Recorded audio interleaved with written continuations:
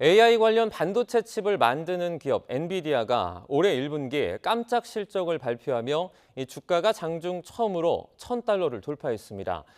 이런 가운데 외신이 삼성전자가 엔비디아에 고대역폭 메모리를 납품하기 위한 테스트를 아직 통과하지 못했다는 보도까지 나왔는데요.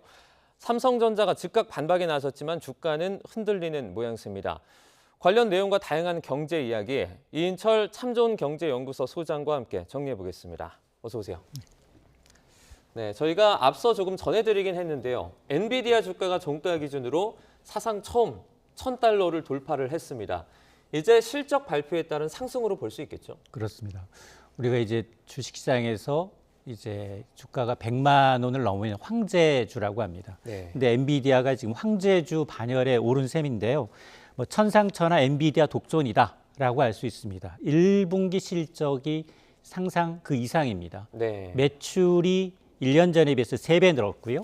그리고 영업이익은 8배가 성장을 했습니다. 이러다 보니까 엔비디아의 매출과 영업이익은 분기 기준 반도체 넘버원 1위를 찍었습니다. 네. 그동안 반도체 부분 1위는 인텔, 삼성전자, TSMC가 번갈아 가면서 해왔는데 갑자기 듣도 보도 못한 엔비디아가 이 AI 열풍을 타고서 지난해부터 넘버원으로 이제 등극을 하고 있는 상황인데요. 1분기 매출액만 놓고 보면 엔비디아가 260억 달러입니다. 그리고 TSMC, 대만의 TSMC가 188억 달러로 2위고 네. 삼성전자가 넘버 3로 밀렸습니다. 네. 171억 달러의 순인데요. 여기서 더 주목해야 될 건 엔비디아의 영업이익률입니다. 총 매출 대비 영업이익 비율을 봤더니 1분기에 무려 78.9%입니다. 네. 이 얘기 뭐냐면 1,000원어치 물건 팔아서 790원, 800원 남긴다는 얘기예요. 네. 이거는 독점적인 기업 아니고는 제조업체에서 나올 수 없는 영업이익입니다. 이게 왜 그러냐? HBM이라는 고대역폭 메모리, 이게 한 개 가격이 얼마일까요? 6천만 원 선이에요. 네. 현대의 가장 고급 차량 제네시스 한 대를 사기 위해서 이번 실적 전망에서 뭐라고 얘기했느냐? 내년까지 수요가 너무 많아서 줄 서십시오. 공급이 부족합니다. 근데 더 이제 웃긴 건 뭐냐? 이 회사는 손 안 대고 코 푸고 있어요. 이 회사는 공장이 없습니다. 이른바 패밀리스 업체. 네. 반도체 칩은 SK하이닉스에서 거의 대부분 받아가고요. 그 반도체 가지고서 누가 조립해 주느냐? 완제품은 대만의 TSMC가 이제 만들고 있는데 그게 느려지다 보니 아직 사겠다는 사람이 더 많다라는 겁니다. 네. 지금 삼성전자의 고대역폭 메모리가 그 엔비디아 테스트 통과하지 못했다는 보도가 나왔고 또 이에 대해서 삼성전자가 즉각 반박을 했다. 저희가 이런 소식까지 전해드렸는데요. 이 부분 조금 정리를 해주시죠. 맞습니다. 일단 SK하이닉스는 5세대 이 HBM 고대역폭 메모리를 지난 3월부터 엔비디아의 독점으로 거의 공급을 하고 있습니다. 네. 그런데 지금 젠순왕 이제 CEO가 한 2달 전만 하더라도 우리도 삼성 걸 이제 시제품을 이제 테스트하고 있는데 좋은 결과를 기대한다. 네. 거기까지만 얘기를 했어요. 근데 승인이 나지 않은 건 팩트입니다. 네. 근데 이 사이에 또 무슨 얘기가 나왔느냐? 이 수율이라는 게 있어요. 이걸 얼마나 완제품을 품질 있게 경쟁력 있게 만들었느냐?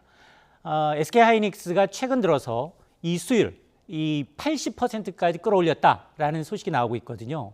최근에 그동안 SK하이닉스가 먼저 이 시장에 진입을 했지만 한 60에서 70% 정도 수율을 기대했는데 네. 오히려 더 끌어올린 거예요.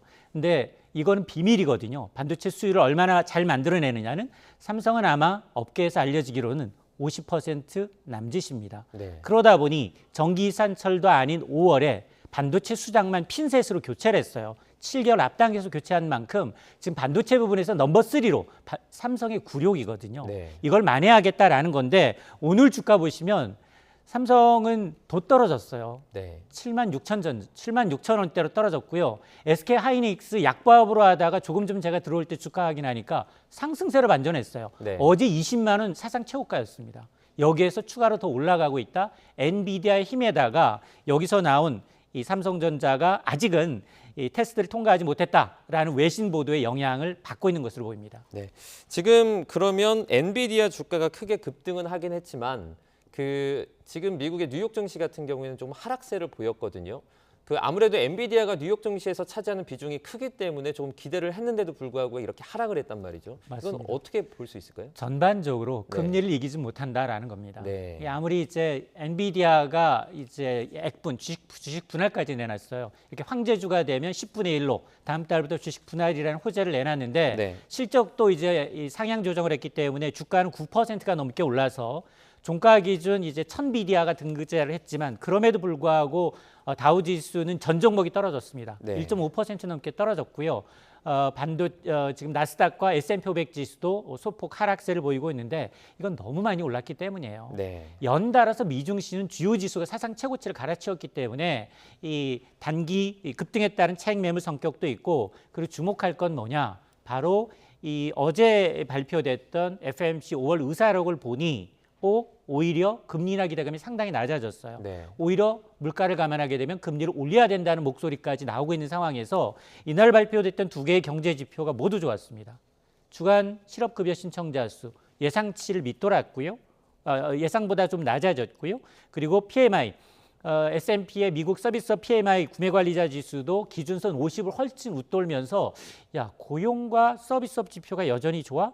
미국의 경제 확장 국면이 지속이 되면 금리 인하 타이밍은 뒤로 밀릴 수밖에 없겠네라는 우려가 투자 심리를 냉각시켰습니다. 네. 그럼 이런 전체적인 금리를 떠나서 엔비디아 매출만 보면 상당히 많이 오르지 않았습니까?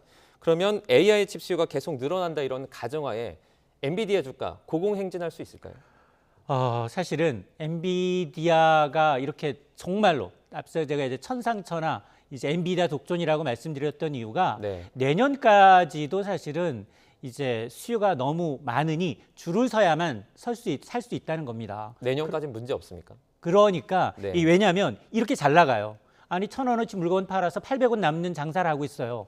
전 세계 기업이 여기를 타겟으로 해서 지금 굉장히 제품 개발에 속도를 내고 있습니다. 네. 인텔, 어드밴스 마이크로 디바이스, 하물며 삼성까지도 히든 카드를 들고서 이걸 잡아야 된다. 이 시장을 못 잡으면 도태된다라고 보고 있거든요. 네. 그래서 만에 하나 엔비디아가 매출이 꺾인다라는 분석이 나오면 네. 주가는 또 떨어집니다. 네. 그렇기 때문에 지난 1년 사이에 엔비디아 주가는 1년 새에 200% 넘게 올랐어요. 그리고 뭐 그러자 보니까 시가총액 어제 하루만 200조 원 넘게 올랐어요. 네. 2조 5천억 원으로 200조 원이라면 삼성전자 시가총액의 절반을 어제 하루 만에 이게 만회한 거예요. 네. 그러다 보니 지금 전 세계 시가총액 1위는 마이크로소프트입니다. AI 열풍 타고 마이크로소프트가 3조 달러가 넘고요. 여기다가 2위가 애플인데 아마 저는 조만간 이제 엔비디아가 단기적으로는 애플을 잡을 가능성이 높다. 네. 애플이 AI에 좀 취약해요.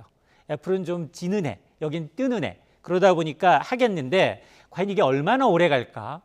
경쟁사들이 다 현금을 보유한 빵빵한 기업들이기 때문에 네. 안 되면 M&A를 통해서 기술을 빨리 격차를 좁히는 성향이 있기 때문에 네. 오래 갈 것인가에 대해서는 저는 이제 다른 기업들, 뭐 삼성이든 인텔이든 아니면 이제 이 기술을 때문에 이 칩을 써야 하는 하물며 오픈 AI 이제 샘 올트만조차도 이 기술을 좀 집중 투자하겠다는 의지를 보이고 있기 때문에 경쟁사들의 행태를 좀 봐야 합니다. 엔비디아 이제 단기적으로는 잘 나갈 것 같지만 장기적으로는 아무래도 뭐 견제 세력들이 많기 때문에 조금 더 지켜봐야 할 것 같다. 이렇게 이해를 하겠습니다. 엔비디아가 이제 고공행진하는 이런 주가 상승이 우리 증시에는 어떤 영향을 미칠 수 있습니까? 당장 SK 하이닉스 주가를 끌어올렸고요. 네. 2달 전에 이제 엔비디아 젠슨왕이 시제품 발표하면서 한국에 굉장히 반도체 잘 만드는 기업들한테 좋은 결과를 기대하고 있다니까 그때 삼성전자 주가도 끌어올렸어요. 네. 그러니까 이제 반도체 업계가 갑자기 지난해 3분기부터 AI 열풍을 타고 엔비디아의 이 독주가 지금 이어지고 있는 상황인데요. 네. 그러다 보니까 사실은 SK 하이닉스가 지금까지는 이제 거의 대부분 이제 내놓고 있는데 저는 삼성도 시간의 문제일 뿐 네. 수율의 문제가 있어요. 제품 성능을 좀 개선해 빨리 이 수율을 좀 따라잡아야 돼요. 그러다 보니까 지금 이 핀셋 교체한 반도체 부문 수장 전영현이라는 이 수장은 네. 과거에 이제 반도체 디램의 이제 디램뿐 아니라 낸드 플래시 메모리를 세계 1위로 여기에다가 갤럭시 7 노트가 이제 발화가 있었거든요. 그러면서 가장 곤욕을 치렀을 때 이 문제를 해결했던 분이거든요. 네. 지금 엔비디아 칩에 지금 납품돼서 지금 성과가 나오지 않는 이유는 발열 문제라고 좀 나오고 있거든요. 외신에서는. 그럼 이 발열 문제를 얼마나 이제 빨리 해결하고 납품하느냐에 따라서 아마 우리 뭐 SK 하이닉스만 수혜주가 아니라 삼성전자 그리고 이 부품 AI 반도체 관련 이제 이 부품을 제공하는 업체들까지도 당분간은 조금 이제 엔비디아가 주가가 오른다면 매출이 더 늘어난다면 수혜를 볼 가능성이 있습니다. 지금 전 세계 증시가 미국을 비롯해서 상당히 높은 수준을 유지하고 있습니다. 그럼에도 불구하고 우리나라 증시만 조금 부진한 모습을 보이고 있거든요. 이건 왜 그렇습니까? 그렇죠. 우리나라 증시는 거의 뭐 그 박스피라고 해서 네. 3,000선 돌파는 뭐 이제 뭐 거의 뭐 더 거들떠 보기 좀 어려운 상황인데 네. 주요 20개국 증시 가운데 14개국 증시가 다 사상 최고가입니다. 올해. 네. 미국 마찬가지고요. 유럽도 마찬가지고 일본, 대만, 인도 대부분 다 비슷한데 지금 우리 증시는 그동안 얼마나 부진했느냐. 2007년부터 최근 13년 동안 나스닥은 몇 배 올랐느냐? 10배 올랐어요. 네. 코스피는 1.4배 올랐습니다. 그러다 보니까 개인 투자자들 올해 국내 주식 14조 원 팔고요. 미국 주식 7조 원 사들고 있어요. 네. 근데 미국 증시가 언제까지 잘 나갈 거냐? 이거 당장 못 하거든요. 거기는 가격 제한폭이 없습니다. 그럼에도 불구하고 지금 정부가 코리아 디스카운트를 해소하기 위해서 기업의 밸류업 프로그램을 내놓고 있는데 이게 기업 자율에 맡기다 보니까 네. 이게 대한 신뢰도가 상당히 떨어집니다. 여기에다가 금융투자소득세 폐지한다고 하죠. 6월 이제 이 종료 예정인 이제 공매도 금지 조치 다시 부활하겠다고 얘기하니 네. 개인 투자자는 서둘러 발을 빼고 있는 거거든요. 그러니까 이제 투자에 대한 이 불확실성 이런 것들 그럼에도 불구하고 이제 실적이 좀 좋아졌냐 이 반도체 일부 종목을 빼고는 실적 개선세도 좀 더딥니다. 네. 자 그러다 보니까 아마 이 지금 박스피에서 좀처럼 이제 벗어나지 못하고 있다라고 봅니다. 그러면 말씀해주신 이 박스피는 계속해서 유지되는 겁니까? 일단 저는 일단 기울어진 운동장을 좀 평평하게 만들자. 여러 가지 이제 세제와 관련해서 지금 정부의 입장은 단순화하고 글로벌 스탠다드화로 가야 되는데 지금 보면 배당 소득세 있죠, 거래세 있습니다, 금융투자 소득세 있어요. 네. 다 걷겠다는 거거든요. 자 그러다 보니 지금 배당 소득세 어쩌면 배당이라는 건 연말까지 주식을 장기간 보유했을 경우에 내는 세금인데 네. 여기 15.4% 너무 비싸요. 너무 과도한 세율을 붙어서 이게 장기 투자 요인에는 걸림돌 요인이고요.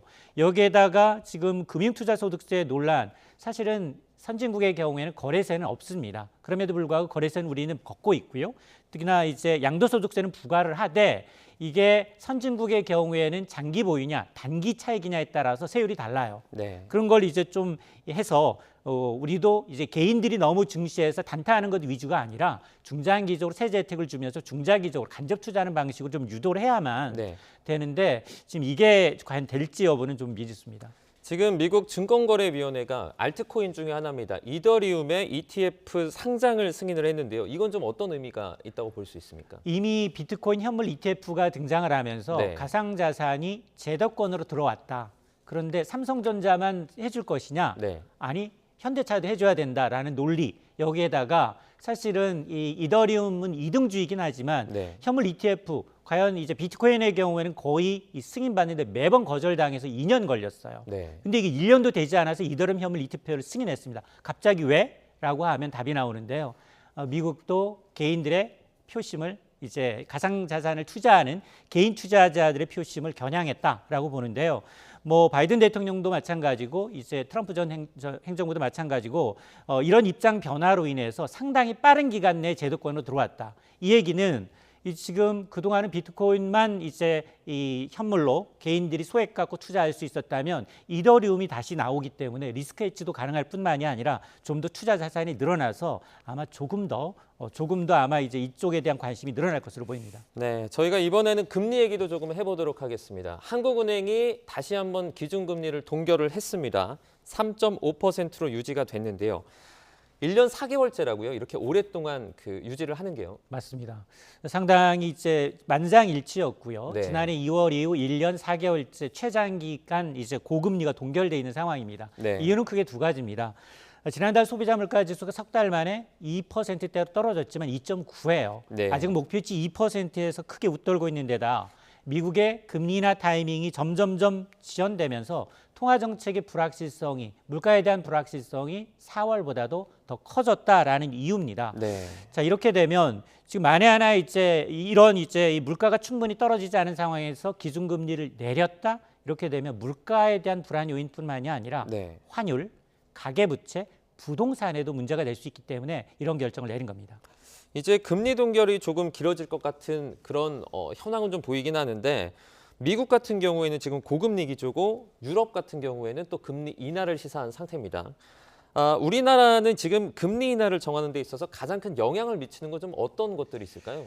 아마 이제 앞서 제가 이제 물가 얘기했고요. 그다음에 미국의 이제 어떤 그 피벗 지연 기대감 이런 것들이 가장 클 수 있는데요. 네.